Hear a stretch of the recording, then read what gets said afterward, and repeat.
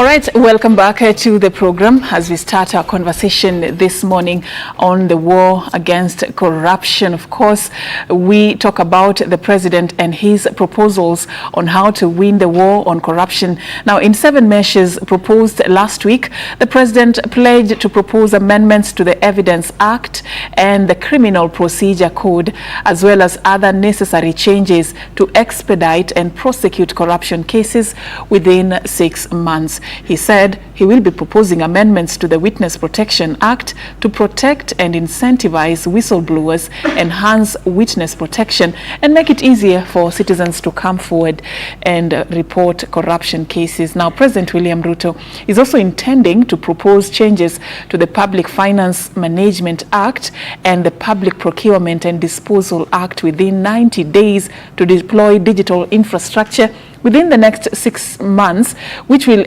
aim to provide transparency through the process from advertisement to contract awarding. And also he called on Parliament to expeditiously pass the Conflict of Interest Bill, which regulates the conflicts of interest within the public sector. He also asked judicial institutions to provide a timetable for all active cases, ensuring that proceedings are completed and deadlines are communicated to the public. At the same time, President William Ruto stated that he will work with Parliament to improve the transparency of the value-added tax refund process. Hatutakuwa tunapeleka wafisadi kotini miaka 5 ama miaka 10. Tunabadilisha sheria. Wale wafisadi wote tunawamalizia ndani ya miezi 6, wawe wamefungwa ama wawe wameenda mahali watataka kwenda. Tunaelewana? I have said we are going to change the law so that we can instill integrity and we can deal firmly and decisively with corruption in Kenya. And we are going to work with the judiciary. We are going to work with the criminal justice system to make sure matters integrity, matters corruption are dealt with within a framework of 6 months. We cannot continue to entertain those who steal from the public as they go to court, obtain this injunction, obtain that injunction, and the cases drag on for years. That is President William Ruto there, and he was talking about, now it's not going to be business as usual. He has sustained this tough talk on the war against corruption since his election, and this began even prior his election when he was campaigning to be the head of state. One of the key issues he said he's going to address as soon as he becomes president was to slay corruption once and for all. And I have with me in a studio a panel of 4 that we will be looking at whether this is actually going to be the right direction for the country in addressing matters corruption. We have with us Mule Musau, the National Coordinator, ILOG. Asante for creating time this morning. We are also having this morning Fred Okango, the Secretary, Political Affairs within Azimio. Asante Okango for staying on. And we have with us Elizabeth Karambu, the Woman Representative for Meru County. Asante for creating time this morning. And of course, joining us virtually is Sonia Aima, the Programs Officer, Public Accountability within the Institute of Social Accountability. Asante sana, Sonia, for also creating time for us. Perhaps maybe just to begin with you from where you are, just looking at, hearing the head of state talking about how he really affirms his commitment to fight corruption in the country. And of course, just coming a few days after he had listed 7 strategies that he wants his government to implement to fight corruption in the country. What are your quick thoughts on whether he's getting it when it comes to fulfilling this promise that he has sustained for Kenyans, Sonia? Thank you, Safina, for having me today. And as I was just listening to what we have had our president say, I think we've had a number of these declarations and prescriptions over and over and over. And from where I stand, I believe it's not about all the prescriptions anymore. We want to see him actualize those things that he is saying. For example, when you talk about digitalization or even the open contracting, can he start with the famous one that is currently on everyone's headlines, just trying to tell us if For example, these are things that he is committing to do. He could start by ordering the specific people in those departments to put that out so that it gets this thing out of everyone's head and bring clarity that is required. So as we move on, I really hope that our president gets to hear us, and instead of doing lots of tutafanya, tutatenga, let's do it. We want to see nimeweka hii, tunaanza hivi. I think that's my opening remarks in regards to this corruption case. Thank you, Sonia.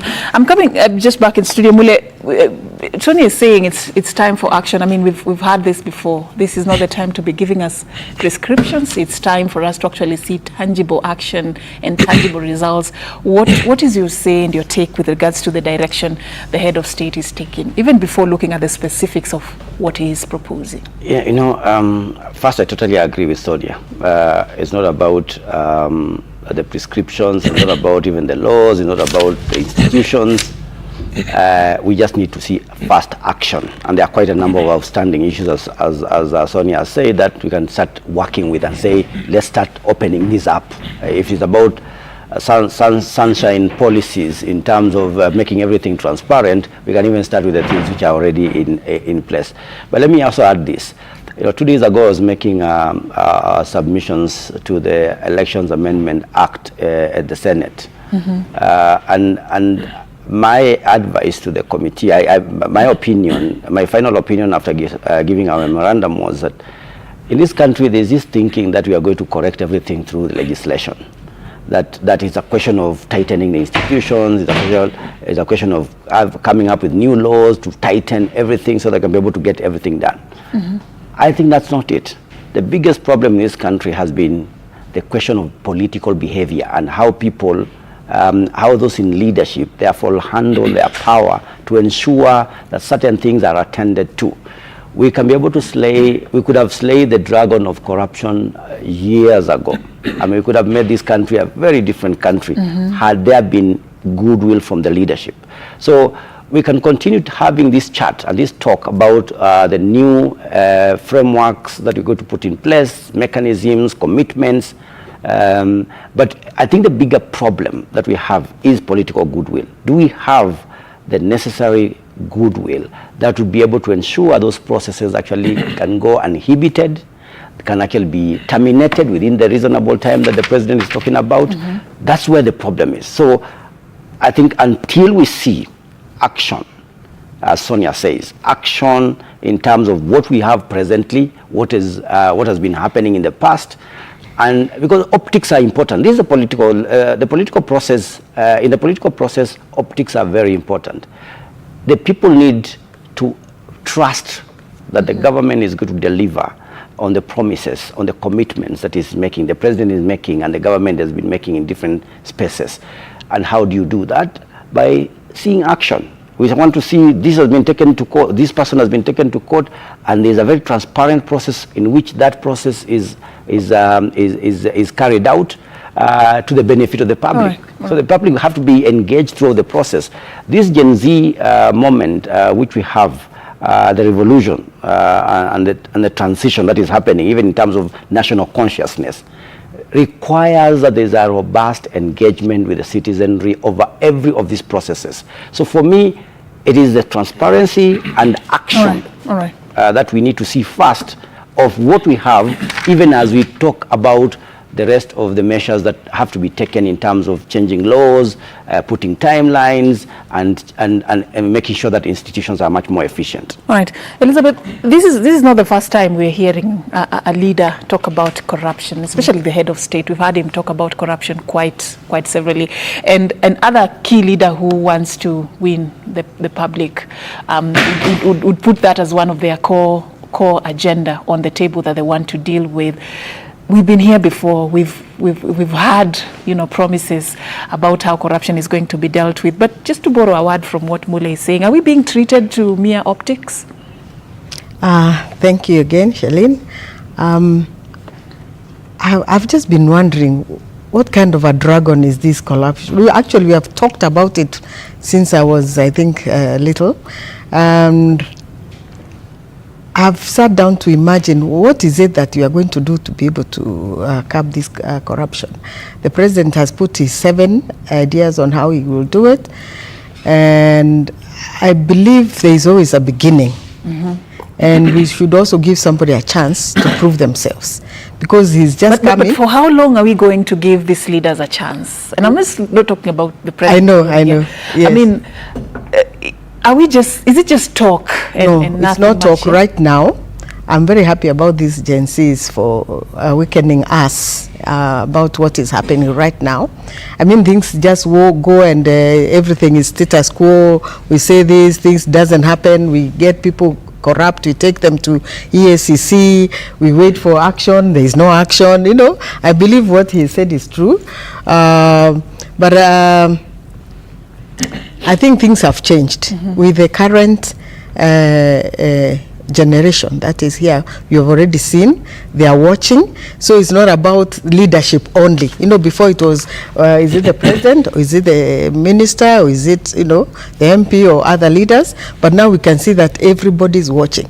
Actually, for me, I'm thinking, do we even need an opposition? You know, we don't really, because now everybody's aware. That's a hot button you're tapping. Yeah, I know. Be careful that direction you're taking. Everybody's watching. So do we need an opposition? Because the Gen Zs have shown us that they are watching, and they know, they are learned. They are not just making noise in the streets for the sake of it. No, they know what they want. So whether we pretend to talk and not to do, then we have other people who are watching us, and things must now be business, not the usual business of talking and doing nothing. But now I think we have woken up to the fact that we need to do something, not just talk. Yeah, we all agree. Now that the broad-based government is being formed, do we need an opposition, really? You know, Sophie, that's on the light. I think the system of governance that we have, Safin, now that we're talking about corruption, is a system of governance that do not actually recognize opposition outside parliament. Because in parliament, where she sits, we have the members of parliament, and the members of parliament, irrespective of the party that sponsored you to parliament, it is your duty to oversight the function of the executive, whether you are UDA, Kenya Kwanza, Azimio, KANU, whatever. It's your duty. And therefore, if we talk about opposition, then opposition should actually be in parliament. And that's why you have the minority. But let me tell you, Safin, the parliament of Kenya enacted a legislation that established Ethics and Anti-Corruption Commission, which has got the same status and powers as the Chapter 15 commissions. And therefore, that commission is expected to ensure certain things, accountability and transparency and all manners of ethics. Then the National Police Service, in one of the objectives, is to prevent corruption and promote accountability. Then we have got the Leadership and Integrity Act. I want to take you back, because it is good we're talking about this at a time when the young people, one of the things they are saying, we want to see end of corruption. The president has listened to them and proposed a raft of measures, which in my view, I believe that goes back to the responsibility of leadership. Because when you put people into office, there's a principle in law that is called suitability in selecting these people. And one of them, it says the personal integrity. If you are a state officer, that you sit in a public office and you commit an offense, or you involve in corrupt dealings and you misuse public money against the law, then you are corrupt. And therefore, what we have to do first, in my view, we must look at the people we put in office. Because somebody said, we have been talking about this thing. So it begins before election. So it begins before election. Exactly. It begins before appointment. So you look at people and look at their actions. Say, okay, fine, we want to select somebody for an office. Let's look at their personal integrity first as a basis. And that's why we have a Chapter 6. Chapter 6 also tells us the conduct of state officers. Safin, in conducting yourself as a state officer, you must conduct it in a manner that avoids conflict on personal interest and public office. That is the law. So if you look at all these things, we have a very solid chapter in the Constitution of Kenya that guides. All right. Now, it also gives you the basis of putting people, whether appointive or elective. So if you look at the crop of leadership we have, what does it say about in my view, about us? If I look, the populace, if I look, the populace and the voters. The populace and the voters. Yeah. Let me tell you, whether it is elective or appointive, sometimes corruption becomes systemic in a manner that it becomes something that is deep within and it's admirable. People sometimes tend to love people who are stylish, they are opulent, they drive in big cars, not knowing that some of this money that they have are proceeds from corruption, and therefore they admire them. But what we must do as a country, and what President is doing in all these things, is we go back to responsibility of leadership, so that we look at these people. Right. When we put them in office, do they abide by the principles of responsibility of leadership that require them that when they get into the office, they must first have one of the requirements of personal integrity. Number two, they must conduct themselves in a manner that avoid conflict. Number three, whether in public or in private, they must do the same. And now we start measuring from the day one. We put so and so, and this is how they have been conducting themselves. I want to agree with him when he says that some of these court cases take long. We had proposed, let me just finish. We had proposed sometimes back in amendment. But you know, was it during the BBI? Yes, you remember. And that's what the president is talking about today. 6 months of... Let's shorten the time these cases take in court, so that the moment you have been taken through that process, of course a due process, and you have been found to have contravened some of these, you exit office and the law takes its course. But we have also issues that people get injunction, as he says, a corruption case takes ages. So in doing legislation, something that I know my friend here will not agree with me, yes, because we say we are over legislating, yes, we must look at the quickest route to getting people accountable, the quickest route to getting people justice, the quickest route to ensure that money that has been lost is recovered. And I think that's what the president said. Okay, I'll come back to you. We need to look at how practical do we make that, because now let's go beyond the words and the text and the laws. But before we even look at what the head of state is proposing, Mule, do you think what we need is some new laws and amendments of the laws? Because even as Okang was quite articulated, seems like we have very solid laws that guide us on how we should be dealing and even averting some of these cases. So do we need to be going back to amending laws and making, is the problem the laws or our failures as a populace? I totally maintain my position that we are over legislating, and I'm not I don't want Okang to get me wrong. I have no problem with any prescription or any amendments which make our system much more efficient. For instance, I mean, the question of 6 months, that's a welcome move. But my fear is that we have been missing the point even with what we have currently. Because we have a ESCC, and Okang was articulated very, very clearly in terms of what it stands for and what it ought to do. Before the elections in 2022, ESCC came up with a list of names of people that they thought should not be able to stand even for the election because they were involved in corrupt. Was it the red card? Yeah, they were red carded. They were carded by CSOs. They were still elected, a majority of them. Yeah, they were red carded to some extent, but they were still elected because ultimately the person who elects out there is a voter. But there are so many, there is a framework under which you can be able to use, even currently, that can be able to ensure that people who are corrupt, because corruption, what is corruption? Basically stealing public resources. People are stealing public resources and getting away with it.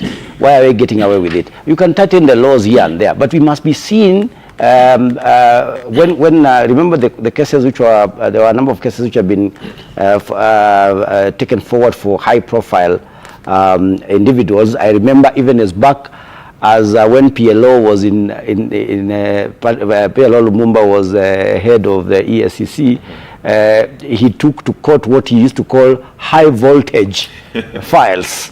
And even since that time, up to now, we have seen all these high-profile files go to court. We never ever see the termination of the same. We never see people get prosecuted.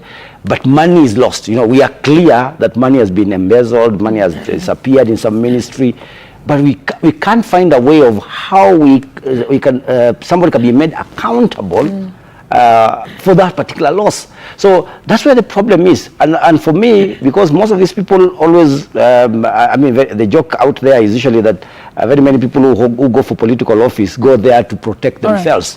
Because within those circles, you can be able to walk in the ivory towers, ivory corridors, and you can be able to negotiate with different people. That's the reason why we're not having. So for me, it's still a question of political goodwill. If the president is going to be held, if you call his bluff, and that's what the Gen Z, by the way, are saying. The Gen Z have been saying, we have laws in this country. We just want you to see them being adhered to. Just adhere to the framework that we have.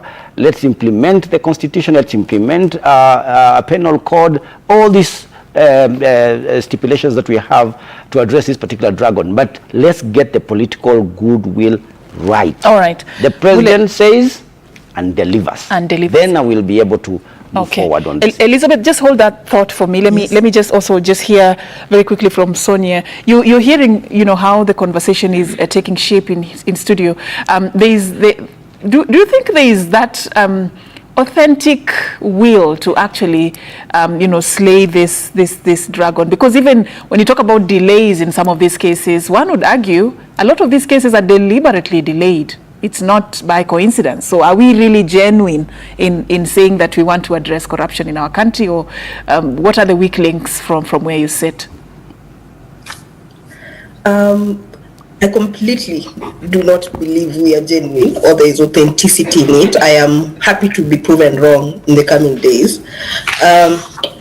And I really do agree with what Mule is saying. There is no need. I believe there are gaps, yes, but let's get to a point where we have even arrested one person, and then we say, now where do we take them?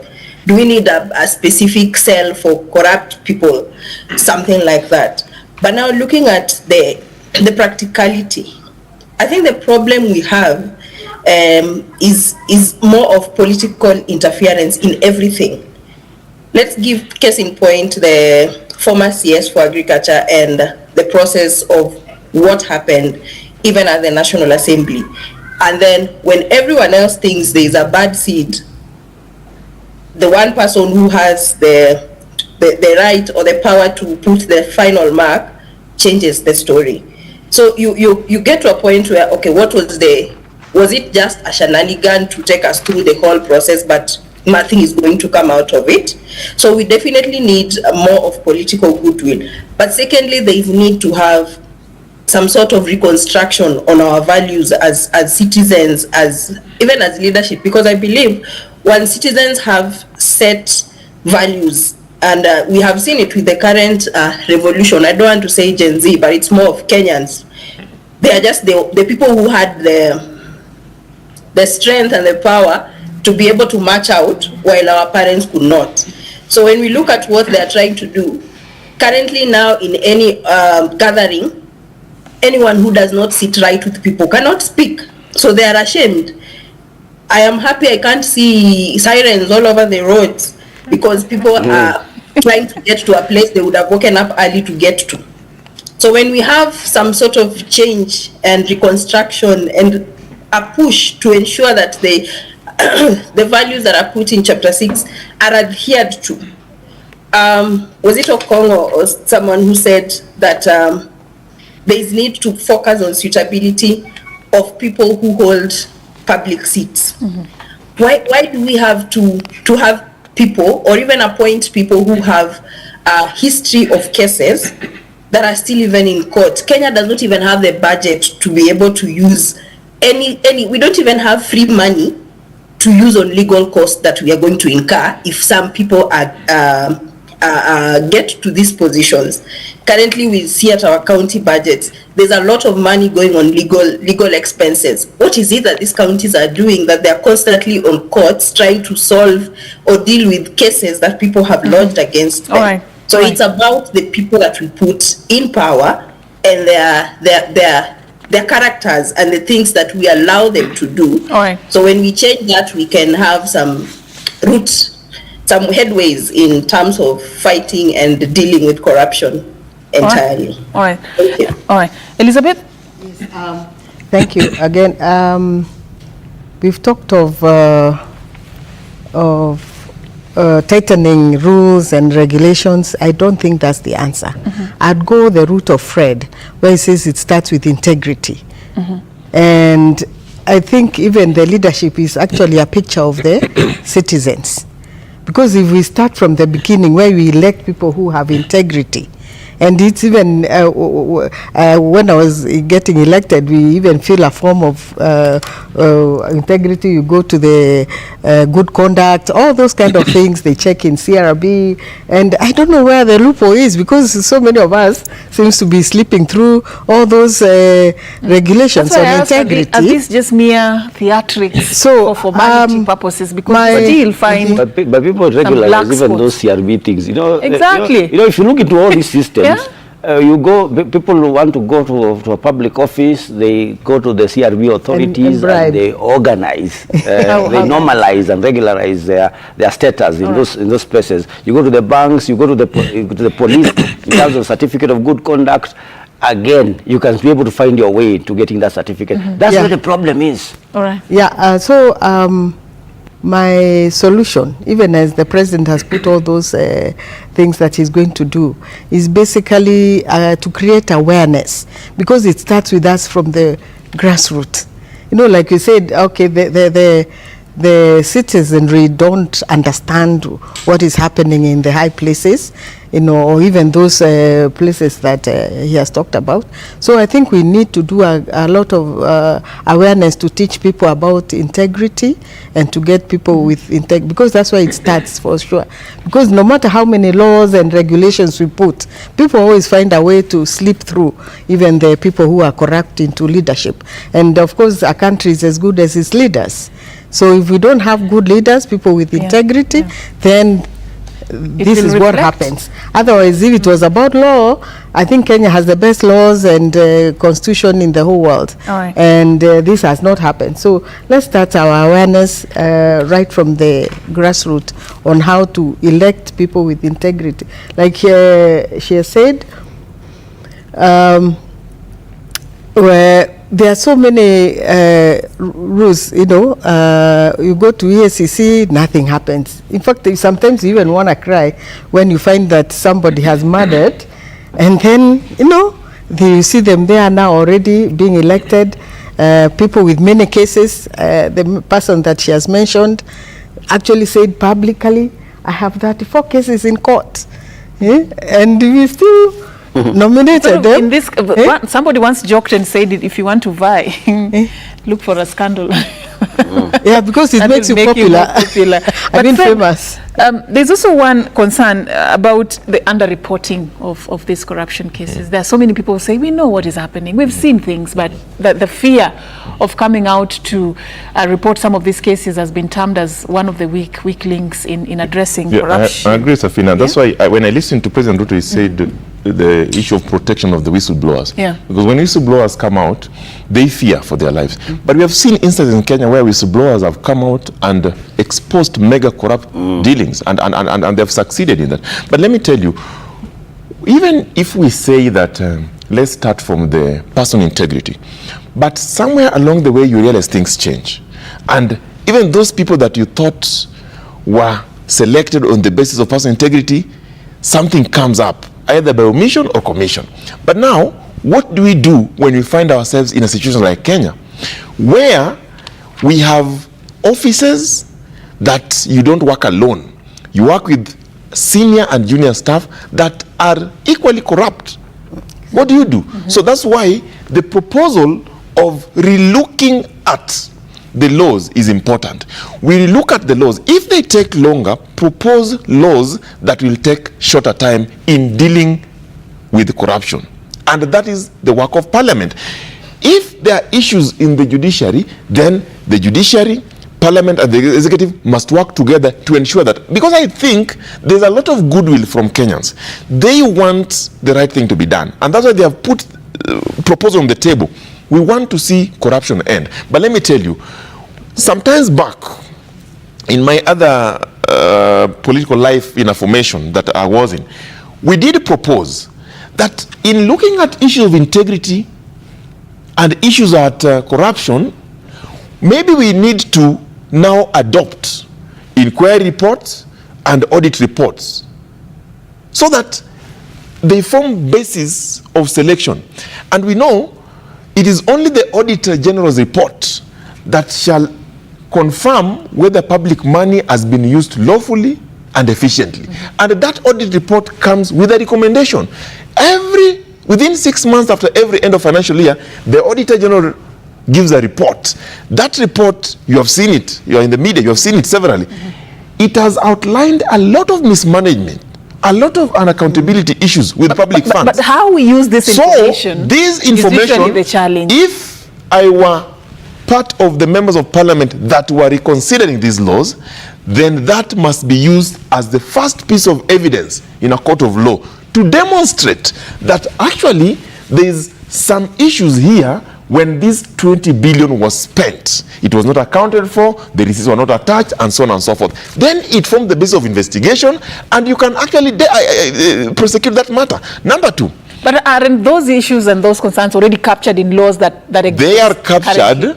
But you see, I have never seen where an audit report is tabled. Have we seen where the Auditor General comes as the first witness and say, I am the Auditor General, I am the witness. I did an audit in this public entity and I found these anomalies on its anomalies. Have you seen that? So that's why we are saying, let us relook at these laws and work together. Institutions that are tasked with ensuring this, judiciary, executive, parliament, DCI, and all. I can tell you, the goodwill that is from the people of Kenya, particularly these young people who have said that, please, let's deal with corruption once and for all. And also, let's talk of political goodwill. You know, Safin, you remember, it is a requirement that even in conducting election, it must be free from corruption as a general principle of electoral system. Why is it that in Kenya, everything we must be corrupt? Everything we must get a shortcut. Everything we must find our way paying. Everything we must find somebody we know.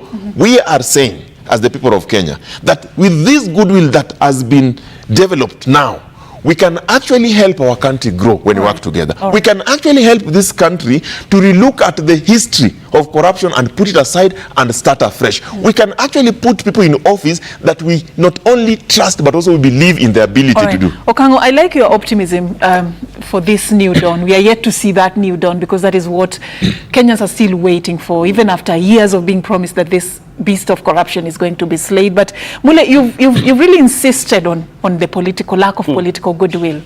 Let's open that box. Some have argued there is a well-orchestrated plan, especially among the political class sometimes, to really protect themselves and their own when it comes to fighting corruption. Let's talk about what this political goodwill actually looks like and the impact it will have for us to really make progress in addressing corruption in our country. And let's be honest, call it for what it is. Yeah, we need to have a very honest conversation. Let me say the first, the positive thing about what we are discussing is that we are discussing a raft of measures which the president, the highest political office in the country, is going to take moving forward. That's positive. Why? Because the problem is political. And if the problem is political, we need the highest office, political office, to be the one which takes the initiative moving forward. So one of the things, if we move forward, because I'm talking, I earlier talked about the optics of it. If people see the president is leading from the front, because the problem with the political aspect of corruption is that there are gods and demigods in this entire system, where somebody steals, they are protected by somebody on the top. I mean, you can have, that's why I was saying, you can have all these laws, you can have the prescriptions, but if somebody is going to whisper to the police, for instance, to go slow on some investigations, are we going to get a good case in a court which is going to be processed to its completion, to its fruition? You will not be able to get to those levels because there is no evidence. You are going to change the Evidences Act, yes, but the people who are conducting that investigation to give you the evidence, somebody can just whisper to them. That's been the problem. In all these corridors, people whisper to each other, leave this person, deal with this person. The president, remember, even in the campaigns, the president saying that even the fight against corruption had been weaponized to fight certain individuals. So it can even be used politically to fight one group against another. And the Friday arrest, yeah, exactly. So when you start talking about all the these Friday things, arrest, why wait until Friday? Yeah. So all those issues are things which need to be put on the table, because if you want to move forward, we must address these issues. You know, in some countries, because of the kind of intricacies which have been created by the web, and these are web which have been developed since independence, some of those countries, some of the very radical countries come up with very extreme measures of dealing with corruption. The ones which say that once we find you guilty, we're going to shoot you in public, or it could be execution. The reason why some countries make that choice is because you need to rain fear to those people who intend, because this is a political problem. It is not an issue of just an ordinary criminal act. The ordinary criminals are arrested, and I mean the trials and everything else is done within, expedited within the given timelines. But the corruption, because you have good lawyers, you can be able to run to court, you can be able to stay judgments, you can be able to ask the police to go slow on some investigations, defer some of the sentencing. This is a political problem, and if we deal with that problem, if it is led from the top, if the president therefore is seen to be the one leading this war, I'm very sure if that goes down the entire system, we are going to see changes. All right. So for me, it's using this opportunity. And I've been saying this since the Gen Z revolution, that we have opened a new page in this country, or at least they have brought us to an opportunity where you can open a new page. And it gives the president a very good opportunity to be able to be the first president who totally deals with this particular issue. He doesn't deal with it, we go back to square one and we start all over again. All right. Sonia, let's talk about the issue of conflict of interest, because that is also one of the strategies that the head of state has laid out very clear as part of the things he wants his government to do to address the matter at hand. And he says that he's going to ask Parliament to pass the conflict of interest bill, which is going to regulate the issue of conflict of interest within the public sector. Let's agree this has been a big problem, because in one hand you want to deal with something, but if you are an interested party in whatever it is, then how are you going to deal with it authentically? Sometimes also issues of concern have been people doing business with government, and they are within government as well. So how is this going to be addressed, and how big of a problem are we looking at, Sonia, from where you sit?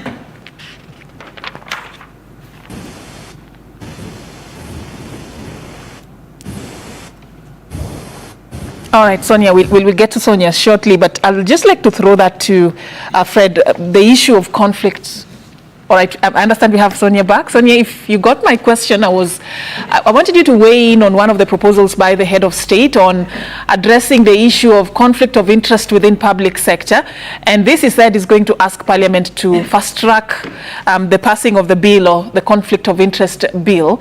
And I want just to talk about how big of a problem this has been and how it has impacted the progress we are making, especially when addressing matters corruption in this country. Thank you. From where I sit, I believe when you have a judge who's judging themselves, there's definitely going to be some sort of doubt, because these are the same people who are doing business with the government. Look at the county government, where you hear people complaining that it's the MP doing this, it's the MCA doing this. So when we come back to the National Assembly, these same conversations are still there from the specific constituencies that they are in, even just other different constituencies. But the fact that they are the ones who are doing business, it's like telling me to cut my own hand, the hand that feeds me. So unless the president gives directives as he has been giving lately, then they step aside and let people who are technocrats in that area to do it. Let them pass the legislation that they're supposed to pass, but make sure, as he promised, and I remember listening keenly, he said he will ensure that what the All right, all right. Sonia, we'll get back to you once we get a clear signal. But, you know, just coming back to you, Fred, how do you expect, like what she's saying, you know, people to cut the hand that feeds them, especially when it comes to dealing with this issue of corruption? You're talking about conflict of interest. This is rife within government. Yeah, I think, Safin, first of all, if there's conflict of interest in whatever you do, chances are very high that you'll be corrupt. And remember, you mentioned that there are people in government or state officers who do business with the government. Because you are conflicted, chances are high that you'll push for the payments to come faster than any other person. Breach of procurement laws. Breach of procurement laws, so that you take a shortcut and you can even supply air if you want to. You are corrupt to that extent. However, we know that there is a conduct of state officers in law, in the constitution, that demands that as a state officer, in whatever you do, you should conduct yourself, whether in private or public, in a manner that avoids conflict between your personal life, whatever you do, and the public. And therefore, you must separate the two. And that's why, in doing so, we must enhance this legislation, supporting legislation to ensure that that is implemented. And I think that's what the people of Kenya want to do. And that's what President Ruto is saying. In all these things, well, let us look at that. And that law will be passed, in my view. And if it is passed, then it shall protect the people of Kenya from these issues of conflict. But there's a shortcut that people always That do. is if it is implemented. If it is because we already implemented. have regulations on conflict of interest Exactly. that exist. I agree, if implemented. But how did we get so here? There are four approaches that we must undertake as the people of Kenya in fighting corruption, including legislation that are enhancing this issue. Number one, we must go for what is called value-based approach. That's what we are talking about, starting from appointment and election. Value-based. Who are you putting? Number two, compliance-based. We must look at the laws that we have. How do you comply with them? What you call implementation. Risk management approach, where we look at an issue and say, if we go this route, for sure, we are going to expose the occupants of that office to certain elements of corruption, and you're not going to have it good. And lastly, awareness and participation approach, where the people of Kenya, like today, the young people have said, they have come and they've told the president, Mr. President, we really appreciate that there are efforts being made. However, we would want to see an end, because when you steal money meant for hospitals, you are a killer. You are killing people. You are denying people oxygen. When you take money through corruption meant for roads, you are causing accidents. When you take money meant for employment, you are actually denying the young people opportunity to get employment. So the four approach base that I'm talking about is an issue that we must undertake as a country. And I finish by saying the goodwill, not only political, but also the public goodwill that we have seen today, that is advantage that the president should take, so that as we move forward, we start relooking at, in the next 10 years or so, how will we be performing in terms of corruption index as a country? That is measurable. We can actually see in terms of employment we create, in terms of production that comes out, in terms of people we put in terms of their performance, whether we are fighting corruption or not. So that assessment, that public participation and awareness is important. And I can tell you, it is not going to be easy, because corruption fights back. So the president must be firm. Number two, the people must engage. Number three, the recruitment agencies must be vigilant.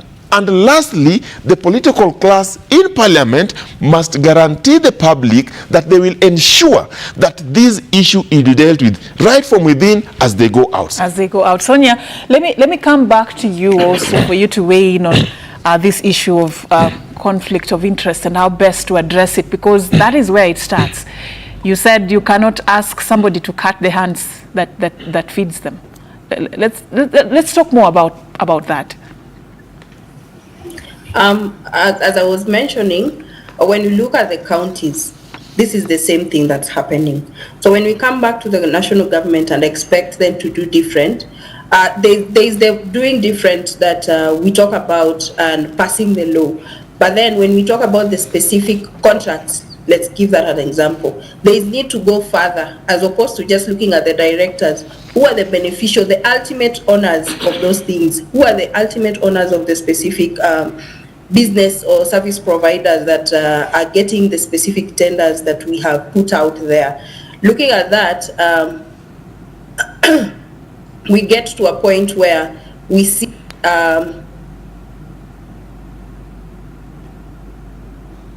hello? We can hear you. I don't know if you can hear me. We can hear you clearly, Sonia. I seem to have lost you. We can hear you very clearly. I don't know whether you can hear us, Sonia. All right. I guess we will be getting back to her shortly. But Elizabeth, just also coming to you and to get to hear your thoughts. There's been talk of pressure that mounts, especially on elected leaders, to incline themselves with what the populace wants. The public has been accused of contributing leaders engaging in corruption because of their demands, the things that they expect. Unatuacha aje, mheshimiwa, you know, that kind of a thing, yeah? Do you feel the same kind of a pressure? And is it even a justifiable reason as to why some of the leaders who have been elected sometimes claim that it is the public that is pushing them to the wall to do certain things? Well, thank you. The pressure is there. I can't deny that. In the first place, even while we are campaigning, we spend a lot of money, and everybody feels that you owe them. So of course you have to give them, otherwise they will not vote for you.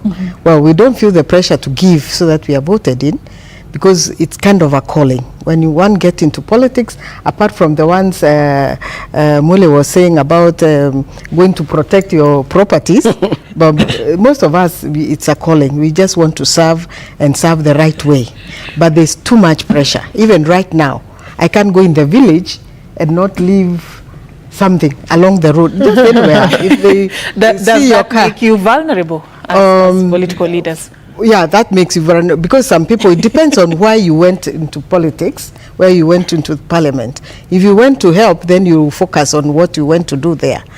But then if you just want to get to parliament to protect your whatever, then you have to keep paying, because you have to keep being in parliament. For me, sincerely, I say I'll do the best I can, serve them the best I can. If they want to re-elect me, well and good. If they don't, then you go and do other business. Not a do or die. Yeah, not a do or die kind of thing. You know? So actually, maybe for most of the politician is kind of, it's very, you have to look for money, because then you can't go telling your electorates, I don't have money every day, I don't have money. You know, maybe that also forces them to look for money elsewhere. Put their hands in the cookie jar. Put their hands in the cookie jar. But that is, like I said, it's a moral thing. It's so in depth in our lifestyles that I really don't know how we are going to uproot that thing out of us. No, you meet a policeman, you know, the first thing, even maybe the policeman sometimes doesn't ask you for bribe, but because he knew you know. You already begin looking for it. You begin looking for it because you know they're going to ask. Just in case it will be needed. Yeah. So actually, I don't know really what we are going to do, because even the preaching has not been enough to make us get out of that corruption thing about bribes everywhere. You go, sometimes when I look, I say, oh, they are looking at me, do they need something, you know? Maybe they don't, but then it's so much in us. I don't know what we are going to really do about it, but the pressure is there really. I wish people would just choose good leaders for who they are and not demand anything from them. You know, you ask somebody, oh, I have not eaten, give me, oh, please. Even I don't know where they get our numbers from. Every day there's a demand. The pressure is real. The pressure is real for sure. I wanted to say, you know, Karl Marx, to paraphrase some of his thinking, he said, seek the economic kingdom first and all else shall follow. Then we have the Pan-Africanist Kwame Nkrumah, who comes and says, seek the political kingdom first and all else shall follow. And we have, I think we picked it up from Kwame Nkrumah in terms of seek the political kingdom first, and Kenyans, I think, have picked that very literally, that, you know, we have to get into power one way or the other, and all else shall follow. And the people are also following that. You know, so what Mheshimiwa is saying in terms of the people in the local areas, they say she's the one who went to power. So because everything is going to come from that power, then we'll be all hanging out at our gate, waiting for these handouts, and it's everywhere. We'll be doing we are doing a survey on the cost drivers, especially for elections. And one of the things that we'll be looking at is the issue of the money that is given to voters, because we feel that there's a very big component of the money that anybody who wants to become a politician in this country has to have some kind of war chest to be able to go out there and even get the chance to get elected. And remember, I think there was another study which had been done some time ago where we were saying the minimum amount that even an MCA is required to have is nearly 5 million shillings for you to even just get elected. And a big chunk of that goes to the things that you have to do in terms of securing the interest of the constituents. And you have to regain that money back somehow. And you see now the question, so if from a corruption point of view, now the question becomes, so what is this thing that people are going to seek in this political kingdom that they are willing to use so much money? All right. And that becomes the speculation in terms of. I want us to sample a few comments on social media, what our viewers have been saying with regards to this conversation we are having, just coming in the wake of the proposals that the head of state issued on what going forward the government is going to be doing. And he gave timelines, some 90 days on the issue of digital, going digital when it comes to procurement within should be 6 months. And I want us to just read what some of the viewers are saying. Chris Finas Adams, you're saying Kenya does not lack laws to fight corruption. In some cases, government has withdrawn cases from court without valid reasons. Scandalous deals such as SGR and can now be now Adani can now satisfactorily be resolved with good political will. All right, corruption cases have been thorn to reckon with because of the loose gaps of the law which work in favor of perpetrators, and if tightened, President William Ruto says it will help fighting against corruption and not forgetting engaging with politics too. Before we talk about amendments to the corruption law, why can't we apply the law as it is? Why Ruto when Ruto got into office, all we witnessed were big corruption cases being dropped and accused, and persons being appointed into government. All right. Without strong watchdog institutions, impunity becomes the very foundation upon which systems of corruption are built. And if impunity is not demolished, the efforts to bring to an end corruption are in vain. That is Bob Jama. Olumola Edward, you are saying this is an endemic problem in Kenya, and it speaks to the national fabric that has now been widely accepted as torn. President's mirror image speaks of corruption, and what do you expect? All right, so, and we get the final one. If you want to revive a wilted tree, pour water on the roots and not leaves. EACC should deal with big fish and end corruption. The issue of the big fish, yeah? When are you going to catch the big fish? So I want to get your final round of remarks. I'll begin with you, Elizabeth. We've talked a lot about, what needs to be done, but then what's the way forward? Because we don't want to have this conversation again a few years from now and have it the same way we are having it today, with proposals on the table and nothing else. Thank you. The president has given seven guidelines on how he's going to take care of corruption. I believe with all my heart that he's going to do something about it. More, like somebody has said, the final SMS, we have to deal with the big fish. The chicken thief is normally taken to court and filed, and within 1 week he's already jailed. Yeah. But the big fish, it's taking years, not even 1 year, not 2 years, so long. So the one about 6 months, for me, I'm so happy about that. And I believe from what I've seen, his body language and what he has been speaking lately, that he's going to do something about the 7 ideas that he has given to curb corruption. And we have all agreed that everything starts at the top. If he starts And of course, he's accountable to the people who elected him, not anybody else. I may be accountable to somebody else, but him is to the public. Even us is for the citizen. So I believe things are changing. I said we have watchdogs now, you know, not institutions, but the citizens themselves. They have come to age and they can see, and they'll put us accountable for every move we make. And I'm happy about that. All right. Sonia, also give us your final remarks. Thank you.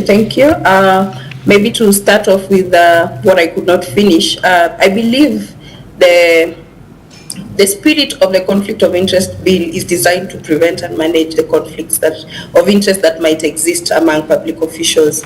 And I still hope that when it is passed, it will be a significant step towards promoting integrity and reducing the cases of corruption that have bedeviled our public service, even with our public officials in those specific seats. So as we start, even keep on the conversation, I really urge the citizens to take up this as a role. Try by doing the little that you can. Let's do our role as citizens. Support the oversight bodies that are there. If there is something that you have seen, let's report about it. Let's keep talking about it. The citizens know what is happening. When you get to have conversations with them at local level, they will talk about these things. But the challenge they have is the goodwill that we are talking about. Who's going to take up these cases, and will we even see any arrest or them being reprimanded at the end of the day? So that's what I want to remind the president. Keep good your promises and step aside and let people do the work. All right. Mule? Well, for me, let's call the president's bluff in terms of he has said this is what is going to happen. Let's see it happen. He has given timelines for this. We need this to have started yesterday because, like I said, we have had so many problems with the issue of corruption. But we need to slay the dragon of political bad manners in this country. If that is attended to moving forward, impunity and all the things which are attendant to issues about corruption will be addressed. So I like the fact that this is led from the top. We need to see the president's continue having a vanguard position as far as dealing with the issue of corruption is concerned. So let's call his bluff. Let's watch this happen and let the institutions and all the other actors in the space, the ESCC, Parliament, and all the other entities support the president in this particular fight. We need this to have ended like yesterday. Like yesterday? Yes. All right. Fred? I think, as I said, it is important that we talk about this, and the issues of value-based compliance, risk management, and participation of the people and awareness is important in fighting corruption. Those four approaches, if the president applies that, I know the people of Kenya will see it, and the goodwill is immense. And lastly, I've seen a comment when people say, why should we amend? I think amendment of laws is important because when you amend, you are freeing the law from any fault that is there. And some of these laws were enacted long time ago, so things evolve. And lastly, even the Bible describes some of these sinful acts as corrupt. And therefore, we should also remember that as we do all these things, we strengthen our institutions from sinful acts that will be termed as corruption so that we move forward as a people of Kenya. Right, and on that spiritual note, we end the conversation. Fred Okango is the Secretary, Political Affairs in the Azimio Coalition. I've been also engaging Elizabeth Karambu, the Woman Representative, Meru County, Mule Musau, National Coordinator, ILOG, and also Sonia Aima, who was joining us virtually, Program Officer, Public Accountability at the Institute of Social Accountability. Thank you, ladies and gentlemen, for joining us for this conversation. We will be shifting gears in just a bit. Let's talk about the future of this country on the health segment. Tomorrow, we are kickstarting proper the World Breastfeeding week, and we just want to create awareness on that particular matter. What are we doing in terms of progress when it comes to according mothers the chance and the opportunity and the support that they need to be able to achieve the goal of exclusive breastfeeding for the first 6 months of birth? We will be talking to two ladies who are experts in childcare, and they will be letting us know what can be done to even support working mothers on achieving this particular goal that saves the lives of so many children. That coming up in a bit, but for now, we take a break.